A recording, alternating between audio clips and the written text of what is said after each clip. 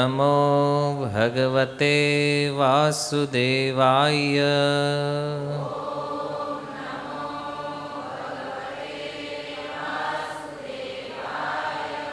ઓમ નમો ભગવતે વાસુદેવાય.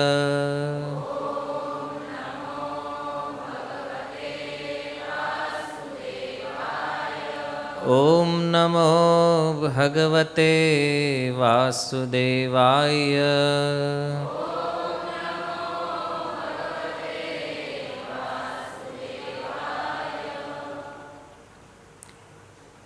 હરે કૃષ્ણ. શ્રીમદ ભગવદ્ ગીતા અધ્યાય 2 શ્લોક ક્રમાંક 16. નાસતો વિદ્યતે ભાવો ના ભાવો વિદ્યતે સતઃ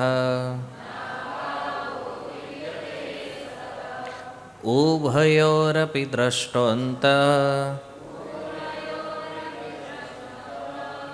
તુ અનયો તત્વદર્શિભિ.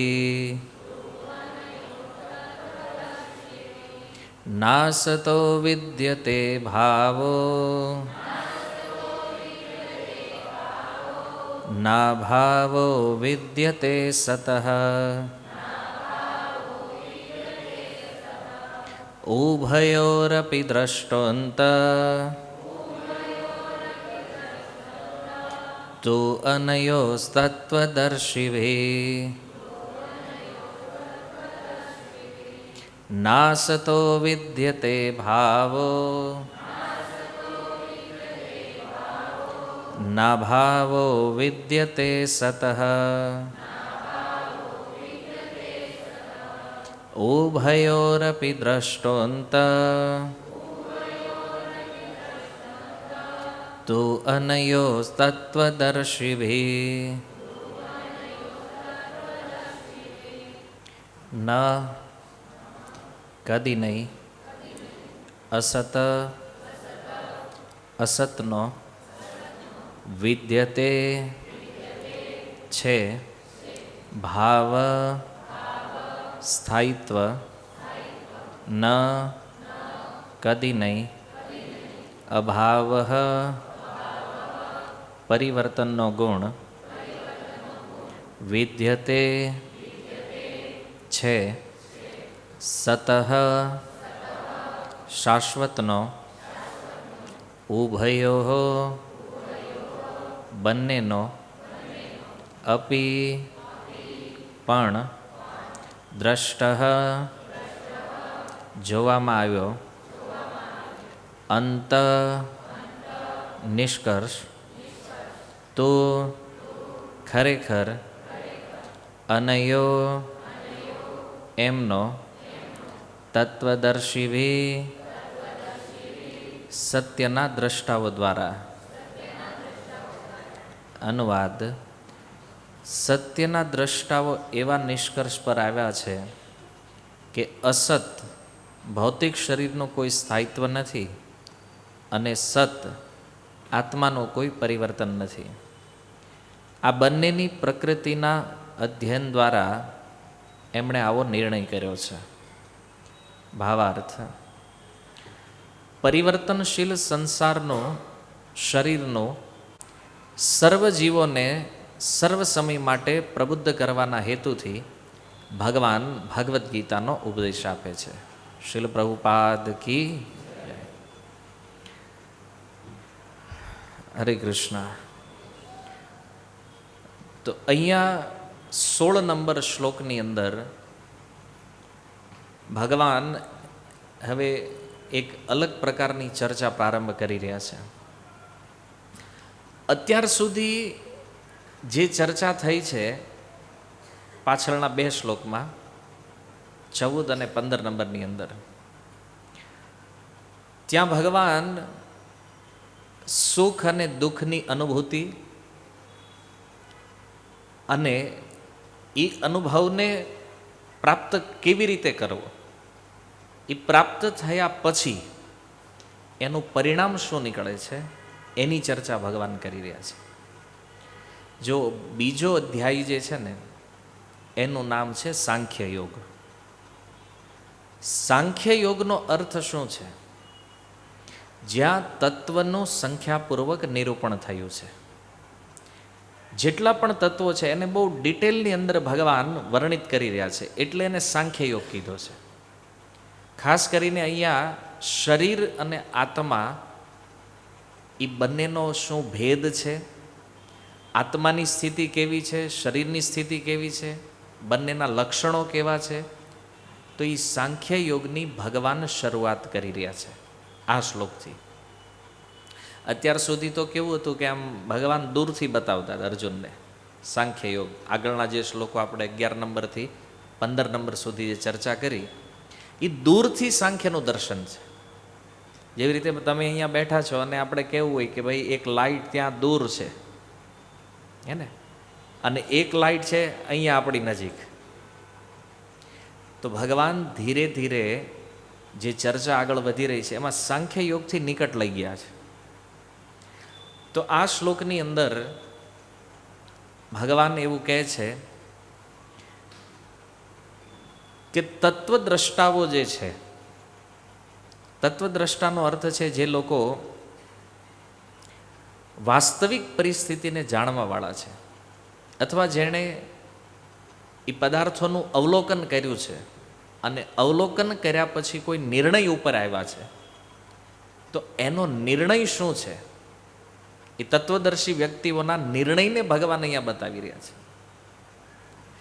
એક બીજો પોઈન્ટ અહીંયા આપણે એ સમજવાનો છે. કોઈ પણ વાત જ્યારે આપણે કોઈને કહેતા હોય અથવા કોઈ આધ્યાત્મિક ચર્ચા આપણે કરતા હોઈએ ત્યારે એ નિશ્ચિત રૂપમાં જાણવું જોઈએ કે જે વાત આપણે બોલી રહ્યા છીએ એનું પ્રમાણ શું છે, એનો આધાર શું છે. એવું નથી કે આપણા મનમાં જે આવ્યું એ બોલી દીધું, અથવા ભગવાન પોતે નથી કહેતા કે હું આ કહી રહ્યો છું.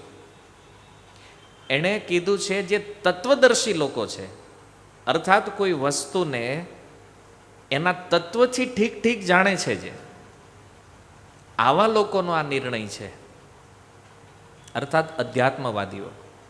શીલ પ્રભુપાદજીએ તાત્પર્યમાં કીધું કે અધ્યાત્મવાદીઓના 2 પ્રકાર હોય, એક સગુણવાદી છે, એક નિર્ગુણવાદી છે. એટલે એક ભગવાનના સાકાર સ્વરૂપને માનવાવાળા છે, એક નિરાકાર સ્વરૂપને માનવાવાળા છે. તો છે બંને અધ્યાત્મવાદી. તો આ 2 વ્યક્તિઓનો નિર્ણય એક જ છે, અને એ નિર્ણયને ભગવાન આ શ્લોકમાં આપણને બતાવી રહ્યા છે કે જેણે વાસ્તવિક તત્વનું દર્શન કર્યું છે, અનુભવ કર્યો છે, એણે નિર્ણય શું આપ્યો છે? તો ભગવાન કહે છે નાસતો વિદ્યતે ભાવો. એનો પહેલો નિર્ણય એ છે કે અસત વસ્તુ જે છે, ભાવનો અર્થ છે સ્થાયિત્વ. સ્થાયિત્વ માને રહેવું, સ્થિરતા. તો અસત વસ્તુ જે છે ને એમાં સ્થિરતા નથી, સ્થાયિત્વ નથી, એ રહેતી નથી હંમેશા. અને બીજો નિર્ણય એણે એ આપ્યો નાભાવો વિદ્યતે સતઃ. અને સત વસ્તુ જે છે એમાં કોઈ પ્રકારનું પરિવર્તન નથી. એકદમ સીધી ભાષામાં અસત વસ્તુમાં હંમેશા પરિવર્તન છે અને સત વસ્તુમાં કોઈ પરિવર્તન નથી. એ સ્થાયિત્વ છે, સ્થિરતા છે એમાં. તો આ નિર્ણય સત્યના દ્રષ્ટાઓનો છે. કોના વિષયમાં? શરીર અને આત્માના વિષયમાં. તો પહેલો નિર્ણય જે છે નાસતો વિદ્યતે ભાવો, એનો અર્થ છે કે અસતનું સ્થાયિત્વ નથી, એટલે કે એ હંમેશા પરિવર્તનશીલ છે. અને આ જગતમાં આપણે પણ જો તત્વથી અભ્યાસ કરીએ ને તો આપણને પણ એ વસ્તુ જાણવા મળશે. શરીર જે છે આપણું, આ શરીર પહેલાં નહોતું. આજે આપણી જે કાંઈ બર્થ ડેટ છે એ બર્થ ડેટની સાથે 9 મહિના બીજા જોડી દો, એની પહેલાં શરીરનું કોઈ અસ્તિત્વ નહોતું. અત્યારે આપણને એવું લાગે છે કે શરીર છે અને ભવિષ્યમાં નહીં હોય. તો વર્તમાન સમયમાં આપણને એવું લાગે છે કે આ શરીર છે, તો પણ એ સ્થાયી નથી. એમાં હર સેકન્ડ, હર ક્ષણ પરિવર્તન ચાલુ છે. તમે જુઓ, અહીંયા શીલ પ્રભુપાદ એક વિજ્ઞાનનું ઉદાહરણ આપે છે કે મેડિકલ સાયન્સની અંદર એ વસ્તુનો સ્વીકાર થયો છે કે અમુક દિવસો પછી આપણા શરીરની અંદર જે કોષો છે, આપણું શરીર જે છે ને એ કોષોનું બનેલું છે, સેલ, તો એ કોષ અમુક દિવસો પછી બદલાઈ જાય શરીરમાં. અને પછી આપણું શરીર જે છે ને એમાં બધા નવા કોષો હોય, મતલબ જૂના હતા એ બધા નીકળી જાય ને એની બદલે નવા કોષો આવી જાય. તો આ પરિવર્તન તો થાય છે ને, આપણને આનો ખ્યાલ આવતો નથી. કારણ કે આ પ્રોસેસ એટલી સૂક્ષ્મ છે કે પ્રોસેસ થાય છે છતાં એ ક્યાંય સમજમાં કે અનુભવમાં આવતી નથી, પણ પરિવર્તન કન્ટિન્યુ છે. અને આની અનુભૂતિ શું છે? તો આગળ ઉપર લગભગ 13 નંબર શ્લોકમાં ભગવાને કંઈ કીધું ને કે કોઈ બાળક જે છે એ બાળક યુવાન થાય અને યુવાન વૃદ્ધ થાય છે, પણ ધીરસ તત્ર ન મોહ્યતી. ધીર વ્યક્તિ જે છે એ આવા પરિવર્તનોથી મૂંઝાતો નથી. અચ્છા, 3 વાર ધીર વ્યક્તિઓની ચર્ચા થઈ છે. એક ત્યાંય ભગવાને કીધું ધીરસ તત્ર ન મોહ્યતી, અને 14 નંબર શ્લોકમાં, 15 નંબર શ્લોકમાં ત્રણેય વ્યક્તિઓ એ છે જે ધૈર્યવાન વ્યક્તિઓ, જે ધીર પુરુષની ચર્ચા થઈ છે. એ જ ધીર વ્યક્તિને 16 નંબર શ્લોકમાં ભગવાન તત્વદર્શી કહે છે. હવે માની લો આપણે ધીરે ધીરે વૃદ્ધ થાય ને તો આપણને ડર લાગવા માંડે કે આપણે તો પહેલાં નાના હતા, પછી યુવાન થયા, હવે વૃદ્ધ થઈ ગયા, હવે એક સમય આપણે મરી જશું, એક ભય લાગે. પણ જે વાસ્તવમાં તત્વદર્શી છે ને એ વિચાર કરે શું કે આ પરિવર્તન તો કન્ટિન્યુ થયા કરે છે, એટલે આમાં કંઈ ટેન્શન લેવાની જરૂર નથી, આ થવાનું જ છે. માની લો કોઈ એક વ્યક્તિ માટે નહીં, સંસારના પ્રત્યેક વ્યક્તિ માટે આ નિયમ કોમન લાગુ પડવાનો છે. અને આવા પરિવર્તનોનું આપણે અવલોકન કરતા નથી, એટલે આ સંસારના વિષયમાં આપણને ખબર નથી પડતી. તમે જુઓ, નખ વધે છે ને એ મોટા થઈ જાય ને તઈ ખબર પડે કે આજ કાપવાના છે, બરાબર છે ને? ત્યાં સુધી આમ આમ તમે ક્યારે જોયું કે હા આમ વધી રહ્યા છે, વધો વાંધો નહીં કે ભાઈ એક દિવસ આપણે તમે મોટા થશો પછી કટિંગ કરશું. અચ્છા, તમારામાંથી કોઈએ જોયા છે નખને વધતા ક્યારે મોટા થાય છે? વાળ વધે છે ક્યારેય જોયા? એ કાને અડે તો એમ થાય કે આવું કપાવાના, એવું થાય ને? એ આપણે એ જોતા નથી, પણ પરિવર્તન થાય છે કે નહીં? આ કેવલ શરીરની વાત છે. પણ જુઓ, અહીંયા શું કીધું છે? નાસતો વિદ્યતે ભાવ, માને જેટલી પણ ભૌતિક પ્રકૃતિ છે ભગવાનની, હે ને, અહીંયા આનું એક ડિટેલ વર્ણન 7મા અધ્યાયમાં છે. પરા અને અપરા શક્તિ, ભગવાનની જે 2 શક્તિઓ છે. તો અપરા શક્તિ જે છે યાની કે ભૌતિક શક્તિ, આ ભૌતિક શક્તિમાં પરિવર્તન નિરંતર ચાલુ રહે છે, કન્ટિન્યુઅસ ચાલુ રહે છે. અને એટલા માટે આપણે એક વસ્તુ એ સમજવાની છે કે આ જગતમાં વાસ્તવમાં શરીર કે વસ્તુનું કોઈ સ્થાયિત્વ છે નહીં, હંમેશા બદલાતું રહે છે. અમુક સમયે ઉત્પન્ન થાય છે, પછી એમાં નિરંતર પરિવર્તન ચાલતા ચાલતા અંતે નષ્ટ. માની પહેલાં પણ નહોતું અને પછી પણ નથી રહેવાનું. તમે જો હરેક શરીરોની આ દશા છે. અમુક વર્ષો પહેલાં આપણે નહોતા, આપણને ખબર જ નથી આપણે ક્યાંથી આવ્યા છીએ. અત્યારે છીએ અને અમુક સમય પછી નહીં હોઈએ. એટલે બીજા શરીરો નવા જન્મ લેશે, જૂના શરીરો મરતા જશે, વળી પાછા નવા શરીરોનો જન્મ થશે, જૂના શરીરો મરતા જશે. આ પરિવર્તન કન્ટિન્યુ ચાલ્યા કરવાનું છે. પણ આપણે એ સમજવું પડશે કે જેમ પહેલાં આપણે નહોતા, પછી પણ નથી રહેવાના, એમ અત્યારે પણ નથી. ભલે દેખાઈએ છીએ એ એક અલગ ભ્રમ છે, જ્યારે વાસ્તવિકતા એ છે કે પરિવર્તન થઈ રહ્યું છે, એટલા માટે આપણે સ્થાયી નથી. સમજમાં આવ્યું? એટલે થોડો સમય રહેવું એનો અર્થ એ નથી કે આપણે છીએ હંમેશા માટે. મતલબ કે શરીર, અને આ શરીરના અધ્યયન દ્વારા, કારણ કે શરીર પંચમહાભૂતથી પ્રગટ થયું છે, તો આખા સંસારમાં જેટલી પણ વસ્તુ તમે જોવો છો ને, આ બધું પંચમહાભૂતથી જ પ્રગટ થયું છે.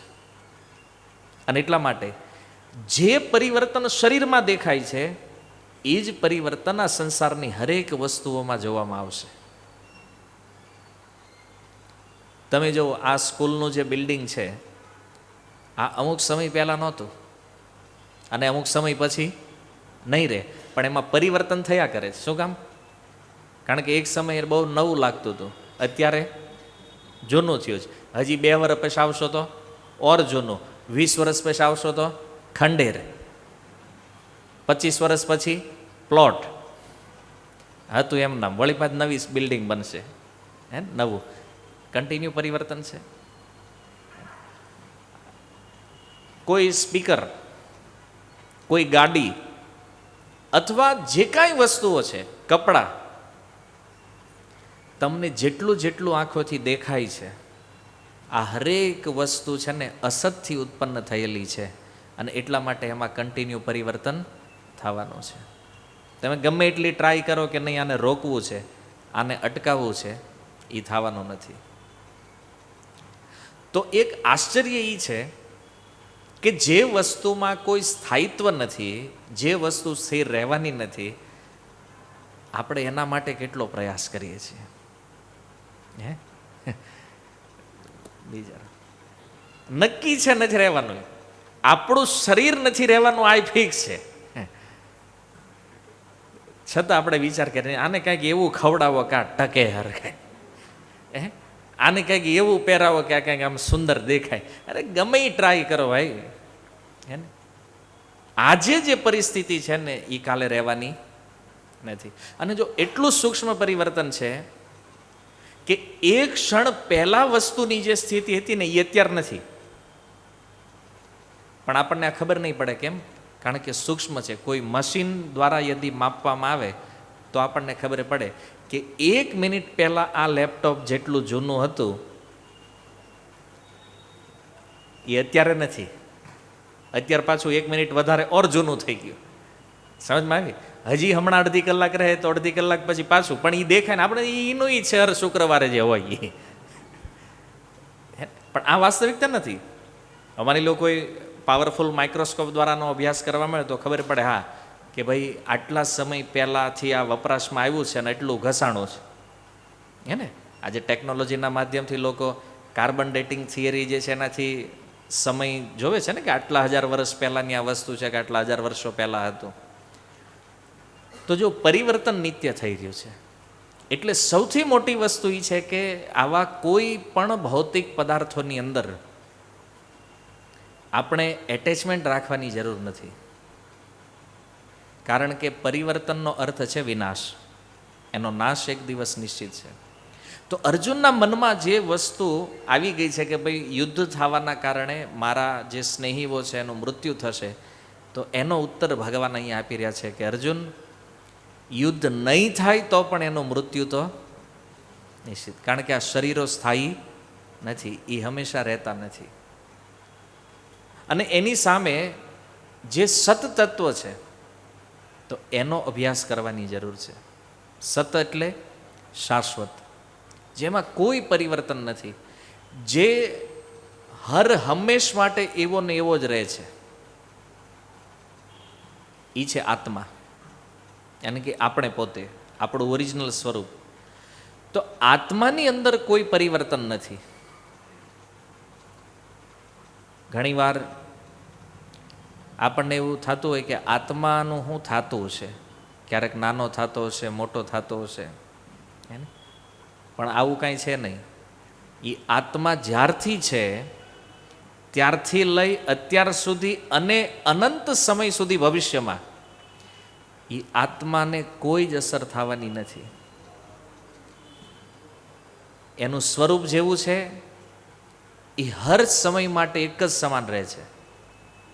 હવે તમે બતાવો કે સત અને અસતનો જે તફાવત છે, જેમ કે અસત વસ્તુ છે એ ક્યારેય એવી ને એવી ન રહે, સત વસ્તુ હંમેશા એવી ને એવી રહેશે એઝ ઇટ ઇઝ. તો સત વસ્તુની કેટેગરીમાં બે વસ્તુ છે ખાલી, એક આત્મા અને બીજું પરમાત્મા. અને અસતમાં આ બે સિવાયનું જેટલું છે એ બધું જ અસત કેટેગરીમાં છે. એટલે હવે આપણે બુદ્ધિ લગાવવાની છે કે વાસ્તવમાં આપણે વ્યવહાર કોની હારે કરવો છે, સત સાથે કરવો છે કે અસત સાથે કરવો છે.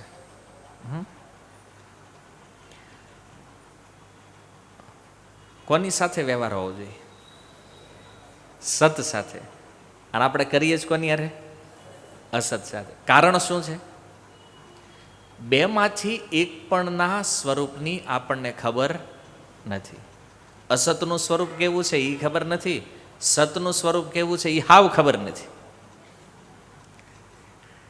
નહીતર એમ તો ખબર પડે આપણે આત્મા છીએ. તો આત્મા છીએ એનો મતલબ એ કન્ફર્મ છે કે આપણામાં કાંઈ બદલાવ થવાનો નથી. શરીર બદલાણું છે ને, શરીર પહેલાં બાળક હતું, પછી યુવાન થઈ ગયું, પછી વૃદ્ધ થઈ ગયું, પણ આત્માને તો જન્મય નથી, મૃત્યુય નથી, એ કાંઈ મોટોય નથી થતો, નાનોય નથી થતો, એમાં કોઈ પરિવર્તન છે જ નહીં, સ્થાયી વસ્તુ છે. તો પછી ડર શા માટે લાગે છે? ભય લાગે છે કે નહીં મૃત્યુનો? બીક લાગે છે ને મરવાની? તો આ સત અસતની તુલનાથી વિવેક બુદ્ધિથી એટલો નિર્ણય આપણને ખબર પડે કે ભાઈ મૃત્યુ તો અસતનું છે, તો બીવે છે સત શા માટે? હાલાકી એ ક્યારેય મરવાનો જ નથી. સત્ય વસ્તુ એ છે કે આપણો ક્યારેય નાશ થવાનો નથી. પણ ડરવાનું કારણ છે તત્વની જાણકારી નથી, આના સ્વરૂપને સમજતા નથી. આપણે જુઓ ક્યાંક નોકરી શોધતા હોય, પછી નોકરી મળે ને તો આપણને એવું થાય કે આ હંમેશા રહે, કોઈ દી મારે આ નોકરી છોડવી પડે નહીં. ભય રહે છે કે નહીં? છોડવાનું આવે એટલે બીક લાગે કે છૂટી જાય તો. એવી રીતે ઘર, જે ઘરમાં આપણે રહેતા હોય અને અચાનક એમ થાય કે આને છોડવાનું છે તો ભય થાય ને. વેપાર ક્યારે હાલે, ક્યારે બંધ થઈ જાય, ને કંપનીઓ ક્યારે ખુલે, ક્યારે તાળા લાગી જાય, આનું કંઈ નક્કી. પરિવર્તન તો ચાલ્યા કરે છે. એવી રીતે શરીર, પત્ની, પુત્ર, પરિવાર બધામાં જ નિયમ લાગુ પડવાનો છે. છૂટવાનો ભય છે. આ છૂટી જાય તો, પણ ભયથી કામ નહીં બને, કારણ કે એ નિશ્ચિત છે છૂટવાનું છે એક દિવસ. એટલે જે બુદ્ધિમાન વ્યક્તિ છે એ સત્સંગમાં જઈ સાધુઓનો સંગ કરી અને આ વિવેક બુદ્ધિને જાગૃત કરે છે. કઈ વિવેક બુદ્ધિ? કે સંસાર નાશવંત છે અને આત્મા શાશ્વત છે. અને આ જ્ઞાન જ્યારે દ્રઢ થઈ જાય ને ત્યારે સંસારના કોઈ પણ પરિવર્તન થઈ જાય, આવા વ્યક્તિને કોઈ ફરક પડતો, મતલબ એ ધીરની કેટેગરીમાં વયો જશે. પછી એ સમજે છે આ પરિવર્તનોને, એટલા માટે એને એનો ભય નથી, એને છૂટી જવાનો ભય નથી. અને જે લોકો આ પરિવર્તનને નથી સમજતા ને એ હંમેશા બીકમાં હોય. શું થશે, કાલે શું થવાનું છે? આનું કારણ આ વિવેક બુદ્ધિનો અભાવ છે. અને વિવેક પ્રાપ્ત ક્યાં થાય છે? સત્સંગમાં. એટલે વ્યક્તિએ સત્સંગથી ક્યારેય દૂર થવાની ટ્રાય ન કરવી જોઈએ. તુલસીદાસજીએ કીધું ને, બિનુ સત્સંગ વિવેક ન હોય, રામ કૃપા બિનુ સુલભ ન સોય. જો સત્સંગ નથી તો આ બુદ્ધિ ક્યારે આવવાની છે? હે ને? અને તમે જો આ જગતમાં જેટલી માથાકૂટ હાલે છે એ બધી માથાકૂટ આ સંસાર માટે છે કે નથી? હે? અને એવું નથી કે માથાકૂટ કરવાવાળાને કોઈ જ્ઞાન નથી. એ બધાને ખબર છે કે અહીંયા જ રહે છે બધું, આપણે એક દી વયું જવાનું, આ જ્ઞાન તો બધાને છે. કદાચ સત્સંગમાં આવતા હોય, ન આવતા હોય, ધર્મને માનતા હોય, ન માનતા હોય, આ બધું નોલેજ હોવા છતાં સંસાર માટે તે મારામારી હાલે છે કે નહીં? લડાઈઓ હાલે છે, એકબીજાની હત્યાઓ થઈ રહી છે, કેવલ એ સંસાર માટે જે રહેવાનો જ નથી, અથવા તો મૂળ રૂપમાં જેનું કોઈ અસ્તિત્વ જ નથી. તો જે રહેવાનું નથી, જે વસ્તુ છે જ નહીં, એની હાટું મગજમારી હું કામ કરવી ભાઈ? બુદ્ધિમાન વ્યક્તિ આ જાણે છે, એટલે એ શું કરે છે? લેટ ગો, જવા દો. કારણ કે આપણા હાથમાં નથી રહ્યું તો એની પાસે ક્યાં રહેવાનું? અંતે તો અસ્થાયી વસ્તુ છે ને. એટલા માટે આવા લોકો ક્યારેય ફસાતા નથી. આ ભગવાન ઈ તત્વદર્શીઓનો નિર્ણય લઈ રહ્યા. જુઓ, આ નિર્ણય કેટલો પરફેક્ટ અને સત્ય છે. સ્વયં ભગવાન એનું એક્ઝામ્પલ આપી રહ્યા છે. ભગવાન પોતે એનો કોટેશન લઈ રહ્યા છે એ તત્વદર્શી લોકોનો. એટલે અર્જુનને એ સંશય ન થાય કે ના ના, તમે તો મિત્ર છો ને મારા, અને તમે મારી હારે છો એટલે કદાચ મને આવું સમજાય. ભગવાન કે નહીં, મારી વાત નથી, આ જગતના તત્વદર્શીઓએ ખૂબ સૂક્ષ્મ અવલોકન દ્વારા પદાર્થનો આ નિર્ણય આપ્યો છે કે આત્મા શાશ્વત છે અને બાકી બધું અશાશ્વત છે, અસત છે. એટલે અસતમાં આપણે ફસાવાની જરૂર નથી. જો આ લેવલ સુધી કોઈ આવી ગયું ને, ખાલી આ વ્યક્તિને કોઈ દિવસ જીવનમાં દુઃખ ન હોય. કારણ કે પહેલાના શ્લોકમાં ભગવાને કીધું ને, ધીર અવસ્થાને યદી જો તમે પ્રાપ્ત કરી લીધી છે તો આ જગતમાં તમને કોઈ દુઃખી કરી જ ન હોય. કેમ? કારણ કે એ આવવાવાળી પરિસ્થિતિ અને વસ્તુની વાસ્તવિકતાને તમે સમજો છો. એટલે કોઈ ગમે એટલી ટ્રાય કરે તોય દુઃખ ટચ થાય જ નહીં ભાઈ. હે ને? કોઈ વ્યક્તિ માની લ્યો કહેતા હોય કે ભાઈ મારે તમને બહુ ગાળો આપી છે, કાંઈ નહીં આપો. હા, આપણને અડવાની જ નથી પછી. હે ને? અને અધીર હોય તો શું કરે છે? ઓલો એક સામે આપશે તો અહીંયા 5 આપશે આમે પાછું. અને આ બધું દેખાય. અને જ્યારે આ અવસ્થામાં કોઈ આવે ને ત્યારે એને એવું લાગે કે લોકો કેટલા ખાલી ફોકટમાં ઝઘડાઓ કરે છે. વાસ્તવમાં સંસારમાં આવું કંઈ કરવાની જરૂર નથી, છતાં પબ્લિક આવું કરી રહ્યું છે. તો આ સિદ્ધાંતને બહુ ઊંડાણથી સમજવાની જરૂર છે. કારણ કે જ્યારે સત અને અસતનો ભેદ આપણને ખબર પડી જાય ને, ત્યારે જ આપણા અધ્યાત્મની રિયલ શરૂઆત થાય છે. જેમાં અહીંયા સાંખ્યની શરૂઆત કરી રહ્યા છે ભગવાન.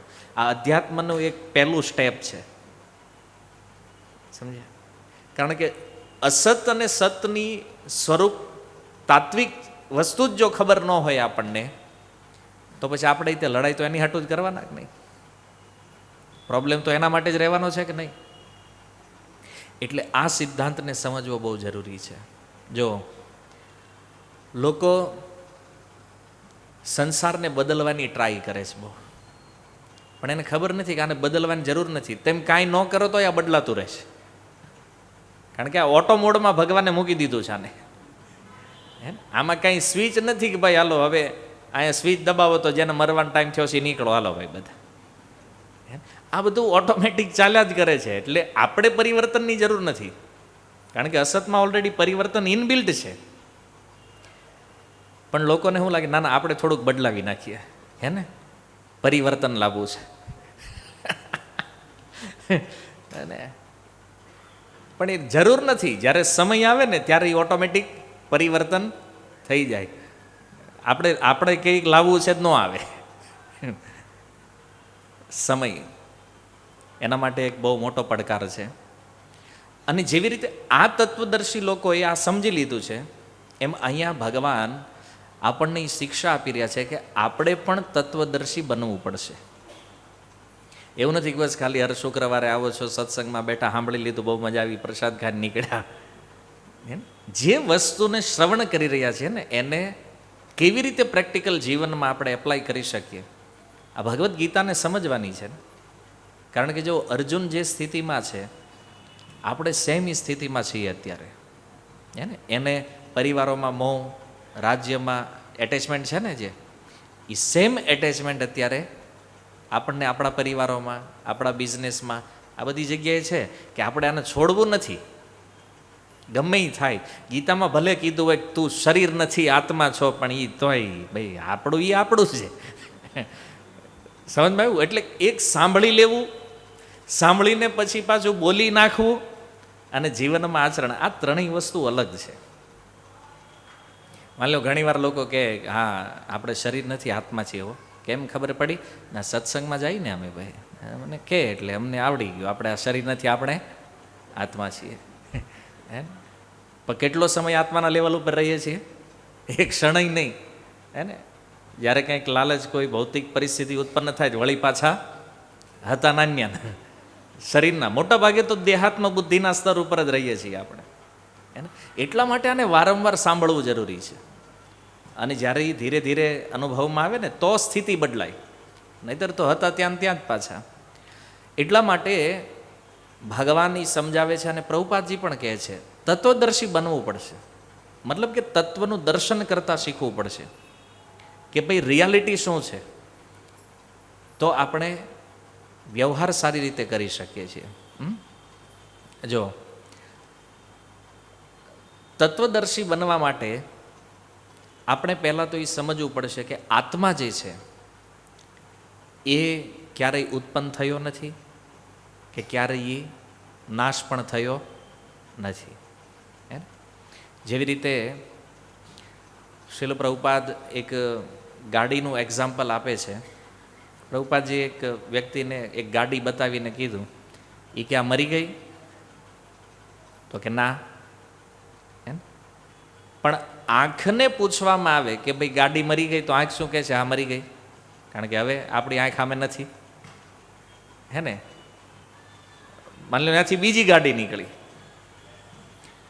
તો એને પૂછે કે ભાઈ આ ગાડી ઉત્પન્ન થઈ? તો કે ના. આંખ હા પાડશે. શું કામ? કારણ કે પહેલી ગાડી ગઈ એટલે આંખને એવું લાગ્યું હવે આ ગાડી નથી, મતલબ એનું મૃત્યુ થઈ ગયું છે. અને બીજી નવી ગાડી આવી તો આંખ વિચારે છે કે આનો જન્મ થયો. હકીકત જન્મ નથી થયો, એ ક્યાંકથી આવી છે. ગાડી તો આંખે નહોતી જોઈ, એ પહેલાંય હતી. હે ને, કોઈ વાહન આપણી આંખ સામે આવે એનો મતલબ એવો નથી કે આપણે જોયું ત્યારે જ જન્મ્યું છે. એ તો ઓલરેડી પહેલેથી હોય. આ એક બાળક માટે આ બહુ મોટી દુવિધા છે. એ ન સમજી શકે આ વાતને. પણ માનો કોઈ 20-25 વર્ષનો યુવાન હોય અને એને તમે પૂછો કે ભાઈ આ ગાડી જન્મી? તો એ કહે ના ભાઈ જન્મી થોડી હોય, આ જ્યારની બની હશે ત્યારની આટા જ મારે જ રોડ ઉપર. કેમ? એ વાસ્તવિકતાને જાણે છે કે ભાઈ આનું ક્યાંક કંપનીમાં મેન્યુફેક્ચરિંગ થયું છે, પછી કોઈ એને ખરીદી હશે, પછી લઈને રોડ ઉપર આટા મારે છે. તો એના માઇન્ડમાં એક ક્લિયર છે આ વસ્તુ. સમજમાં આવ્યું? તો જો એક બાળક અને તત્વદર્શીમાં અંતર હોય છે. બાળકને કોઈ વસ્તુ સમજાવવી બહુ અઘરી પડે, હે ને, પણ માની લો એની વાત કોઈ મોટા વ્યક્તિ હોય તો એ એક વારમાં સમજી જાય. હવે તમે વિચાર કરો કે પહેલા ધોરણમાં કોઈ બાળક ભણતો હોય ને એને તમે 10માનું કોઈ એક્ઝામ્પલ પૂછો તો એના માટે તો કન્ફ્યુઝન છે ને, એ ક્યારેય સોલ્વ નહીં કરી શકે. પણ કોલેજમાં કોઈ ભણતો હોય એને તમે 10thનું એક્ઝામ્પલ આપો તો એ આસાનીથી સમજી શકે છે. એવી રીતે બાળક અને તત્વદર્શી, બાળકનો અર્થ છે અણસમજુ વ્યક્તિ, અને તત્વદર્શી, આ બંનેના દર્શનમાં અંતર હોય છે. શું છે કે જો પરિવર્તન નિત્ય છે. હવે આપણે અહીંયાથી જોઈએ તો આપણને એવું લાગે કે આપણે જન્મ્યા ત્યારથી આજ સુધી આકાશને આપણે જોઈએ છીએ. જોવો છો કે નહીં તમે બધા? તો તમને શું લાગે છે આકાશ એવું ને એવું છે કે એમાં કંઈ ચેન્જીસ થયો છે? તમારું દર્શન શું કહે છે?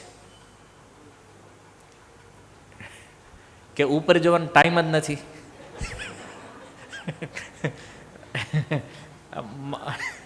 ત્રીજી કેટેગરીમાં છો, હે ને, કે રોડે નીચે ટ્રાફિકનું ધ્યાન રાખવું કે ઉપર આકાશને જોવું. છતાં ક્યારેક તો ક્યારેક વર્ષમાં એકવાર જોતા જશો ને એમ ઉપર. માનો કે તમે ગઈ દિવાળીએ આકાશ જોયું હોય, પછી આ દિવાળીએ જો તમે ફરક લાગે છે કે એનું એ જ લાગે છે? એનું લાગે છે બરાબર. અને સવાર બપોર સાંજ માની લો 3 ટાઈમ જોવો તો એનું લાગે છે ને. હા પાડો એ જ લાગે ને, એમાં બીજું શું લાગે? બ્લુ કલર છે એનો રોજ ને, એમાં બીજું કઈ જો હું વાદળનું જ પૂછતો તો તમને ખબર હોય છે વાદળ અલગ વસ્તુ છે, આકાશ અલગ વસ્તુ છે. હે ને, વાદળ તો ઓલું ધોમાડા જેવું જે લાગે ને, ક્યારેક ધોળા હોય ને ક્યારેક કાળા હોય ને, એ વાદળ એની ઉપર એકદમ બ્લુ કલરનું જે દેખાય ને એ આકાશ છે. આ સમજાવવું પડે, નહીતર ભાઈ ઘણી વાર એમ થાય ને ભાઈ વાદળ ને આકાશ બે એક જ છે ને ભાઈ, શું અંતર છે એમાં? આમ જ ઘણા ના પાડે છે એ, એટલે મારે થોડું ચોખવટ કરવી પડી. પણ જો આકાશની અંદર પણ પરિવર્તન છે, કારણ કે આકાશ પંચમહાભૂતમાંથી એક શક્તિ છે કે નથી? તો પંચમહાભૂતમાં પરિવર્તન છે તો આકાશમાં પરિવર્તન છે કે નથી? છે. ભલે આપણને દેખાતું નથી પણ પરિવર્તન એમાં છે. અચ્છા, આ કોલમ જે ઊભો છે એમાં પરિવર્તન છે કે નથી? છે. આપણને દેખાતું નથી. શું કામ? 20 વર્ષ પછી આવો આ એવો ને એવો નહીં હોય, કે 30-50 વર્ષ પછી ધીમે ધીમે તૂટવા માંડશે. તો પરિવર્તન ન હોય તૂટે કેવી રીતે? તો પરિવર્તન એમાંય છે પણ દેખાતું નથી. સમજમાં આવ્યું? આપણને એમ ના આકાશ તો હંમેશા રહે છે. તો આકાશ પરિવર્તનશીલ છે છતાં સ્થિર દેખાય છે, અને એટલે જ આપણને ભ્રમ થાય છે ઘણીવાર કે ભાઈ શાસ્ત્ર તો કહે છે આ જગતમાં બધે પરિવર્તન છે, પણ આપણને તો બધી જગ્યાએ પરિવર્તન દેખાતું નથી. તો આકાશનો રંગ નીલો છે, રાતના સમયે આકાશ કાળું દેખાય છે આપણને. અત્યારે જુઓ તો જો અહીંથી દેખાય છે સામે, તમારે કંઈ ઊભું થઈને જવાની જરૂર નથી. કેવું લાગે છે? કાળું લાગે છે. કાલે સવારે કેવું હશે? બ્લુ. કલર બદલાય છે? આકાશનો કલર બદલાય છે? નથી બદલાતો. કેમ આ પાડો યાર તમે? સિમ્પલ. આકાશ તો બ્લુ ને બ્લુ જ છે, પણ અત્યારે જે રંગ બદલાઈ રહ્યો છે તો એમાં જો આકાશને કોઈ ફરક નથી.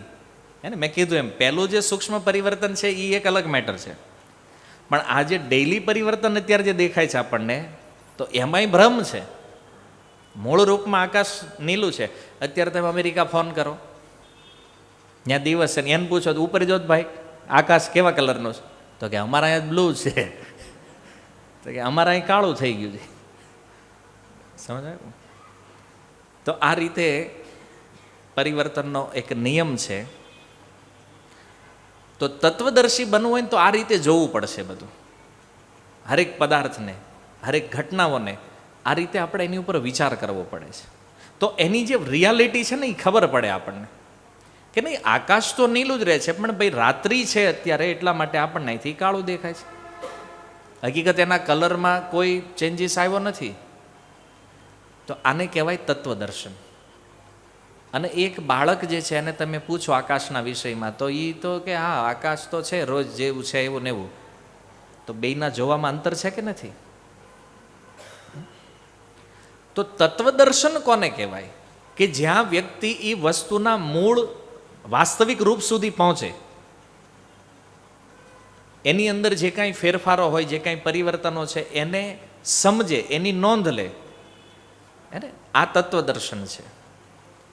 અને તત્વદર્શી જો બનવું હોય તો આપણે આ તથ્યને આ રીતે સમજવાનો પ્રયાસ કરવો જોઈએ. કોઈ પણ તત્વ હોય, અહીં આપણે આકાશનું ઉદાહરણ લીધું, એવી રીતે ઘણા ઉદાહરણો સંસારમાં છે. કોઈ પણ એક્ઝામ્પલ લઈ લો તમે.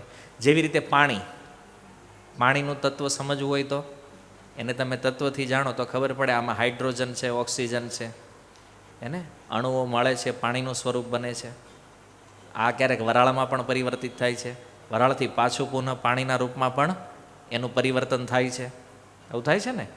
આ તત્વદર્શન છે. તરલતા એમાં ગુણ છે પાણીની અંદર, હે ને. અનેક સામાન્ય વ્યક્તિને બોલો પાણી તો એટલું, હા આ ચોખ્ખું પાણી છે, આ ગંદુ પાણી છે, બસ ચોખ્ખું હોય પીવાય, ગંદુ હોય નાખી દેવાય. આ એક અવલોકન છે, પણ એ તત્વદર્શન નથી.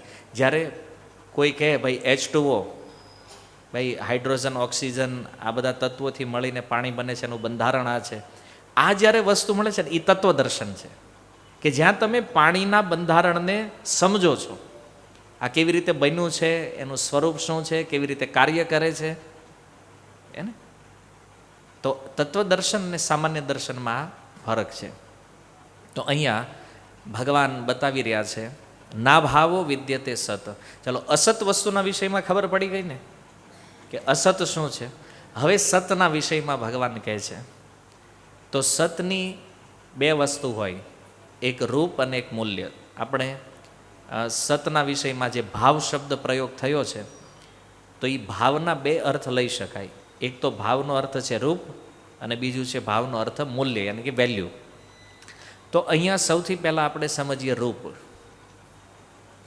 તો શરીર છે અને આત્મા છે. તો આ બંનેમાં એક પ્રશ્ન યદિ આપણા મનની અંદર થાય કે આ બંનેમાંથી રૂપ કોનું છે? શરીરને છે કે આત્માને છે? શરીરને નહીં, રૂપ આત્માનો છે. આત્માને રૂપ છે ને એટલે શરીરને રૂપ છે. આ વસ્તુ આપણે સમજવી જરૂરી છે. શું કામ? કારણ એક ધ્યાનમાં આપો, અસત વસ્તુનો ક્યારેય કોઈ સ્થાયી રૂપ હોતું નથી. સમજમાં આવે? અસત વસ્તુ જે છે એનું રૂપ ન હોય. મૂળ વસ્તુ જે ને એ સત છે. તમે જો જ્યારે કોઈ આત્મા ગર્ભની અંદર પ્રવેશ કરે પછી શરીર બનવાનો પ્રારંભ થાય. આ વાત તો તમે સ્વીકારો છો. આત્મા ગર્ભમાં આવ્યો પછી શરીર બન્યું, અને શરીર જ્યારથી બન્યું ત્યારથી પરિવર્તન ચાલુ. પહેલો દિવસ ગર્ભમાં ત્યારથી જ પરિવર્તન થયા કરે છે. પહેલાં પરપોટો હોય, પછી બોર જેવું એક કઠણ સ્વરૂપ ધારણ કરે, માંસનો એક પિંડ બને, પછી એમાંથી ધીરે ધીરે મસ્તક, હાથ, પગ આ બધા અંગો નીકળતા થાય, પછી ચામડી લાગે, સ્નાયુઓ, હાડક્યા, આ બધું ધીમે ધીમે ધીમે ડેવલપ થાય, અને 9 માસ પૂર્ણ થતાં એક બાળકના રૂપમાં એ આવી જાય. શરીર પરિવર્તન થઈ રહ્યું છે. તો મૃત્યુ સુધી પરિવર્તન ચાલતું રહેશે એનું શરીરનું. પણ આત્મા સેમ, જ્યારે ગર્ભમાં એન્ટર થયો ત્યારે જેવો હતો, શરીરમાં રહ્યો ત્યારે પણ એવો છે, શરીરમાંથી નીકળી ગયા પછી પણ એવો જ રહેશે, કોઈ અંતર નથી. એનો અર્થ એ છે કે અસત વસ્તુનો આકાર નથી. આપણે કપડાનું એક્ઝામ્પલ લઈએ. આ જે કપડાં આપણે પહેર્યા છે એ કપડાં અત્યારે સુંદર દેખાય છે. કારણ શું છે? અચ્છા, કપડાનો આકાર કોણે આપ્યો છે? તો વાત નથી સમજમાં આવતી મારી. આ કુર્તો મેં પહેર્યો છે તો આ કુર્તાનો અત્યારે જે આકાર છે એ કોના કારણે છે? શરીરના કારણે છે ને. પહેલા એકવાર મેં પ્રવચનમાં પૂછ્યું કે આ કુર્તાનો આકાર કોના કારણે? તો કે દરજીના કારણે. હા ભાઈ, સીવો એને એ કે તો ભાઈ આકાર એને જ આપ્યો છે. નહીં, મૂળ અત્યારે જે સ્વરૂપ આવી રહ્યું છે વસ્ત્રનું એ કોના કારણે છે? શરીરના કારણે. હવે આ કુર્તો કાઢી નાખીએ તો પછી ટીંગાડી દો તો આકાર નષ્ટ થઈ જશે જે અત્યારે દેખાય છે એને. એ આકાર પછી નહીં રહે. તો કોટ હોય કે શર્ટ હોય, કોઈ પણ વસ્ત્ર આપણે જે પહેરીએ છીએ ને એ વસ્ત્રનો આકાર શરીરના આધાર ઉપર એને પ્રાપ્ત થાય છે. પણ મેં કીધું એમ, જે તત્વદર્શી નહીં હોય એ શું કહે? ને એ આકાર તો દરજી આપ્યો છે. પણ જેવી રીતે કોટનો આકાર શરીરના કારણે છે, સેમ થિંગ એવી જ રીતે શરીરનો આકાર જે છે એ આત્માના કારણે છે. અને આનો એક્સપિરિયન્સ શું છે?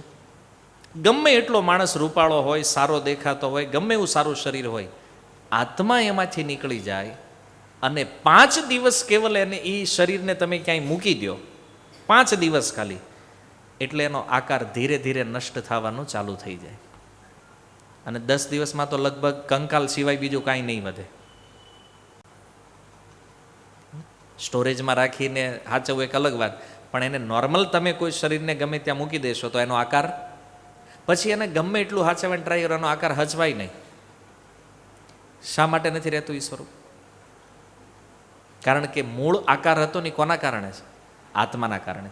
કોઈ પણ શરીરનું સ્વરૂપ ત્યાં સુધી બનેલું રહેશે જ્યાં સુધી આત્મા છે અંદર. આત્મા નીકળી ગયો એટલે એ સ્વરૂપ નાશ થવાનું ચાલુ થઈ જાય. કેમ?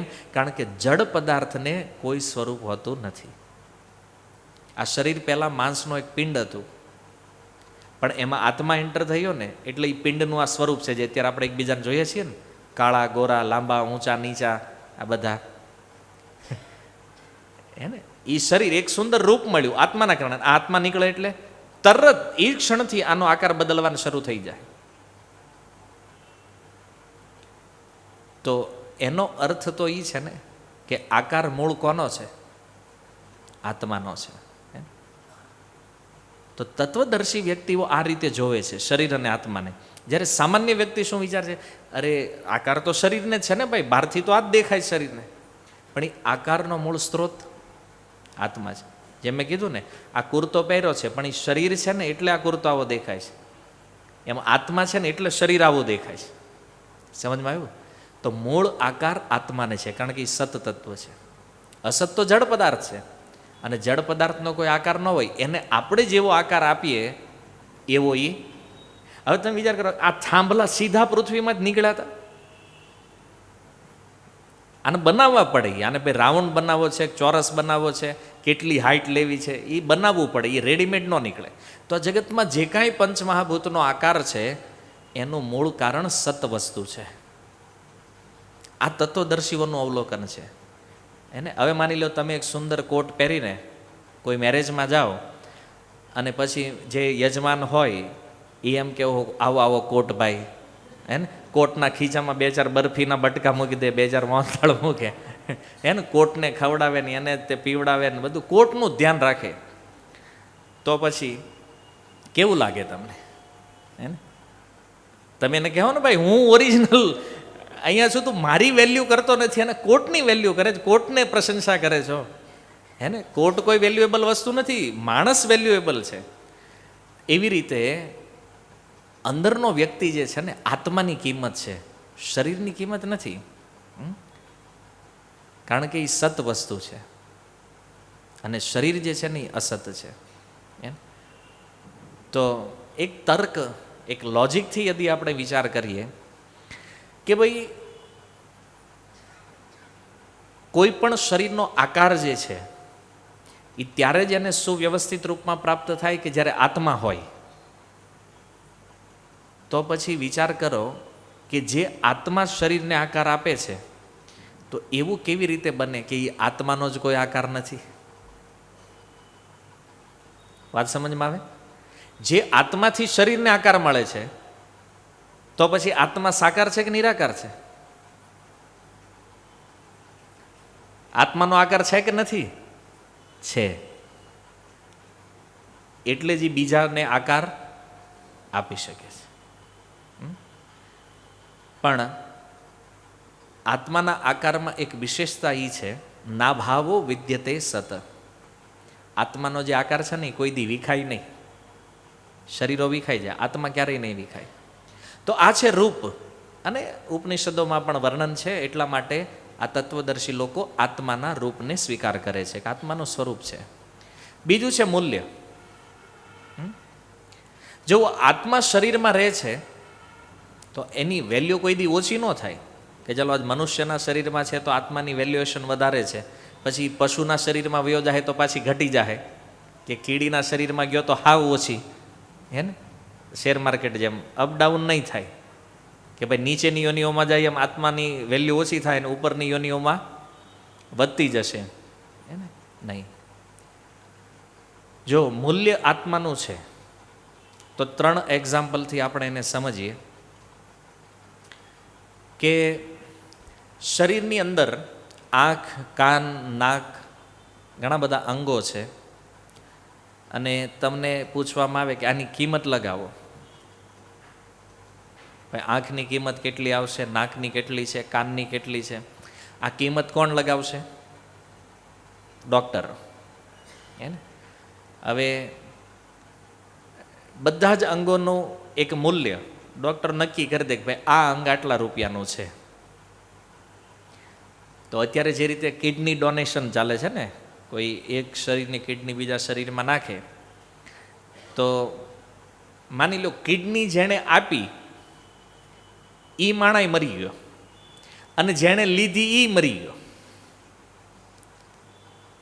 તો કિડનીની વેલ્યુ કેટલી થાય?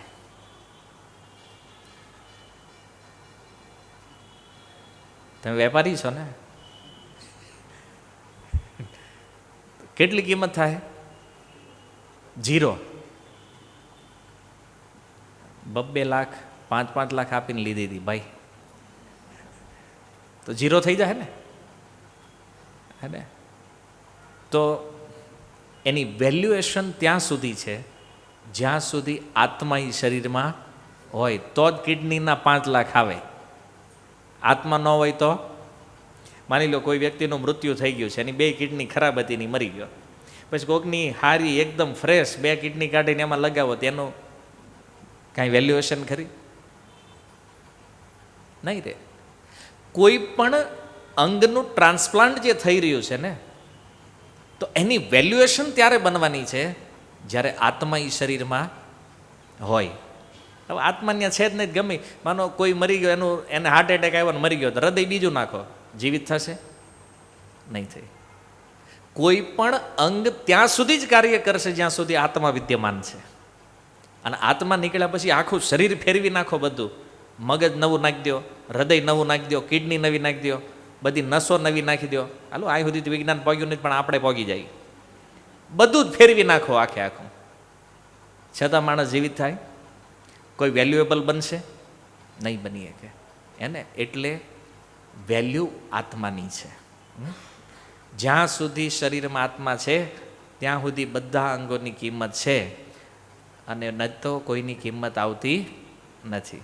તો વેલ્યુએબલ કોણ થયું? આત્મા. બીજું કે આ શરીર જે આપણને મળ્યું છે, આમ તો આ શરીર કાંઈ કામનું છે નહીં એને, કારણ કે અંદર બહુ મટીરિયલ ખરાબ છે. હાડ, માંસ, મળમૂત્ર, લોહી, અસ્થિ, મજ્જા, આવી બધી વસ્તુઓથી જ આ બન્યું છે. ઉપર એક સુંદર ચામડાથી બ્રહ્માજીએ મઢી દીધું છે, એટલે આમ બહુ સારું લાગે કે આમ ક્યારેક અડે સારું સારું માંસ છે એની હેઠે, બીજું કાંઈ નથી. પણ એટલો તત્વથી જોવાનો અભ્યાસ નથી ને, આદત નથી, એટલે આમ કંઈક નાનો છોકરો ભાળે બહુ સારો હોય તો આપણે આમ તરત ગાલને ના મજા આવે અડવાની. પણ એ ખબર છે કે જે ગાલને તમે પકડો છો, જે ચામડી અડો છો ને, એની પાછળ શું છે? માંસ. આ તત્વદર્શન છે. જો કોઈ પણ લોકો જ્યારે કોઈ સુંદર સ્ત્રીને કે પુરુષને આ સંસારમાં જોઈને તો એમાં એટ્રેક્ટ થઈ જાય, એમાં એને આસક્તિ લાગે. શું કામ? જ્ઞાન નથી. પણ જ્યારે એને ખબર છે કે આ સ્વરૂપ જે દેખાય છે ને, આ રૂપ એક દિવસ નષ્ટ થઈ જવાનું છે. જુઓ 70ની સદીમાં જે હિરોઈનો હતી, આજે કોઈ વેલ્યુ છે? નથી. રૂપ નષ્ટ થઈ ગયું ને, એક સમય માટે એ રૂપ છે.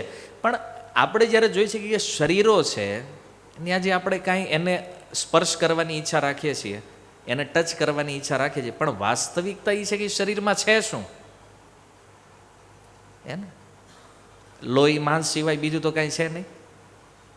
અને એને જ સ્પર્શ કરવો, એમાં જ પડેલા રહેવો, તો જેની બુદ્ધિ તત્વમાં નથી લાગી એ લોકો તો એમાં જ લાગવાના છે, એને એમાં આનંદ આવે છે.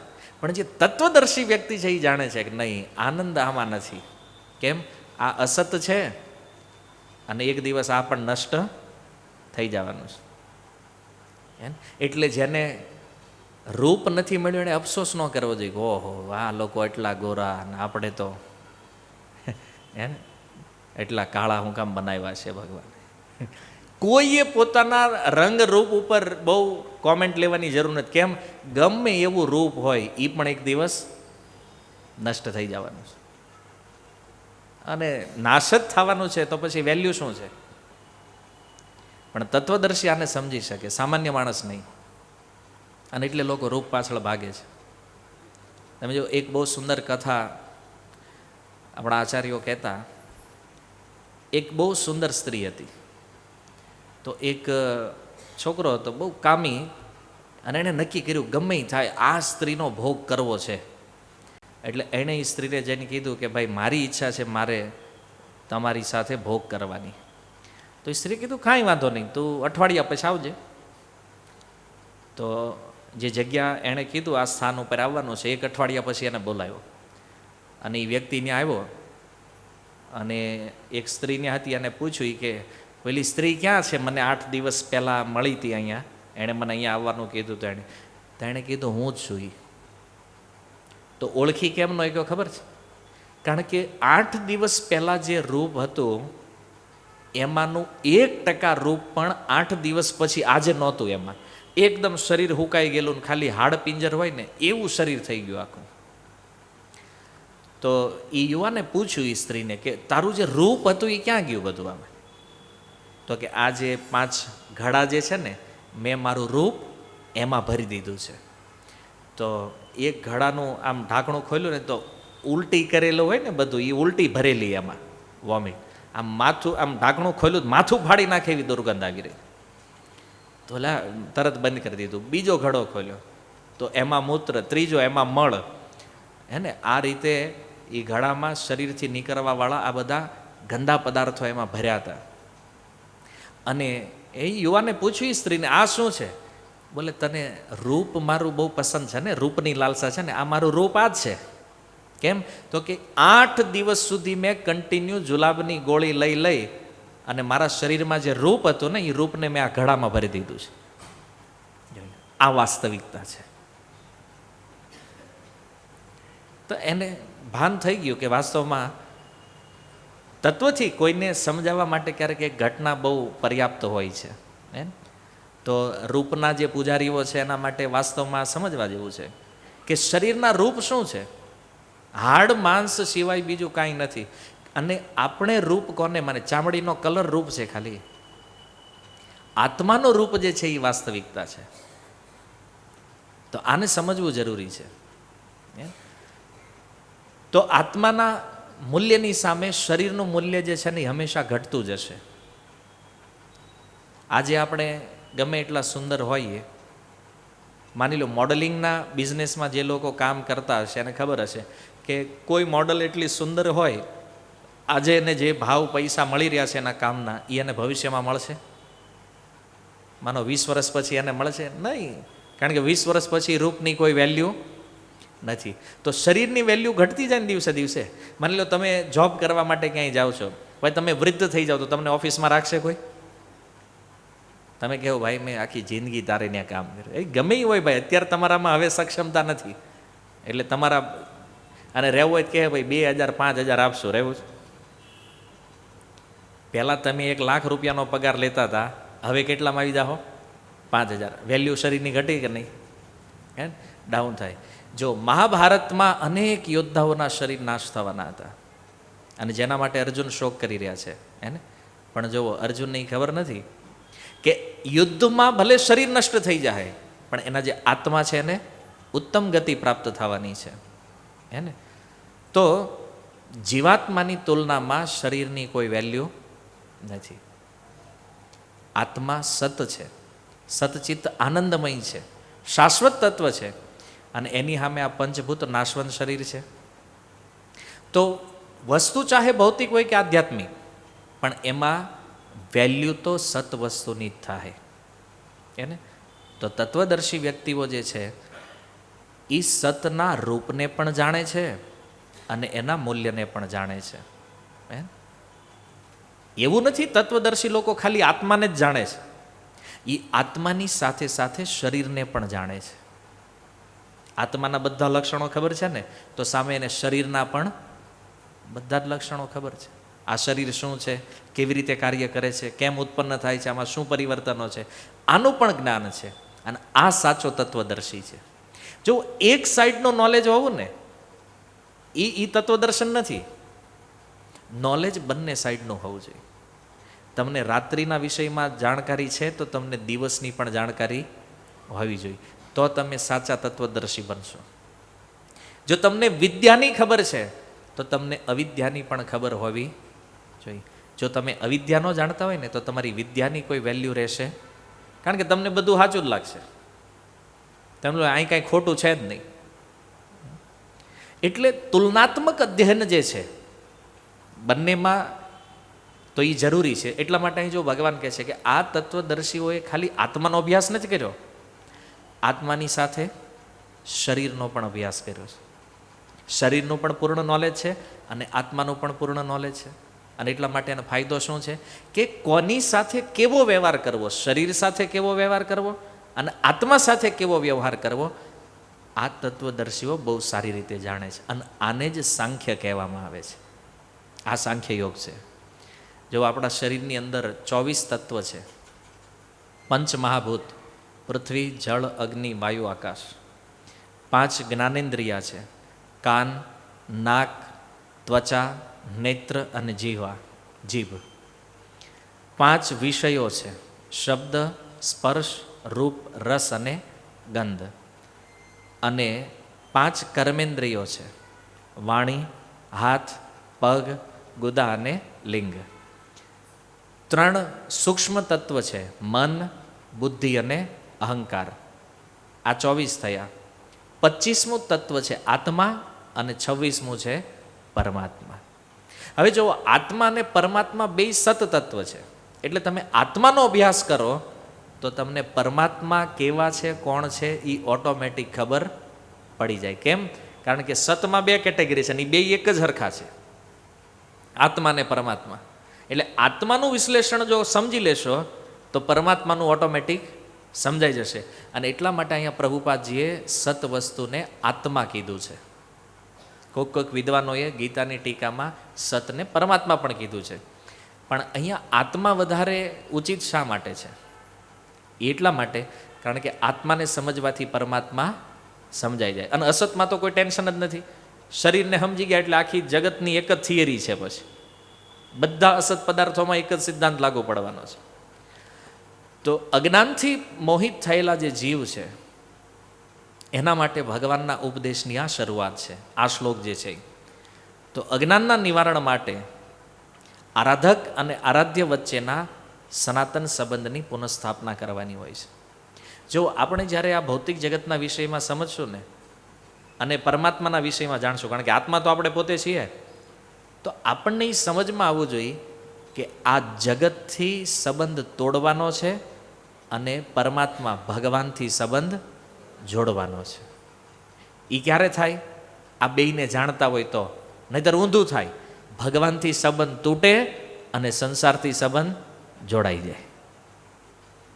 જો આ શ્લોક ન આવડતો હોય તો એ જ હાલે છે ને. બહાર તો ઊંધું થઈ રહ્યું છે. પણ રિયલ સ્થિતિમાં જવા માટે આપણે આ સમજવું જરૂરી છે. અને પ્રભુપાદ લખે છે કે આત્માના સંપૂર્ણ અધ્યયન દ્વારા કોઈ પણ વ્યક્તિ પરમેશ્વરની પ્રકૃતિને સમજી શકે છે. તો આ રીતે જેમ માછલી પાણી વગર ન રહી શકે એમ આત્મા પોતાના આધ્યાત્મિક સ્વભાવ વગર ક્યારેય રહી શકે નહીં. આ સત તત્વ છે. તો ભગવાને નિર્ણય આપ્યો અર્જુનને કે અર્જુન, આ સત અને અસતનો તત્વદર્શીઓએ આપેલો નિર્ણય છે અને એટલા માટે આ શરીરો માટે તારે શોક કરવો ઉચિત નથી. હરે કૃષ્ણ. શીલ પ્રભુપાદ કી નિતાય ગૌર પ્રેમાનંદે.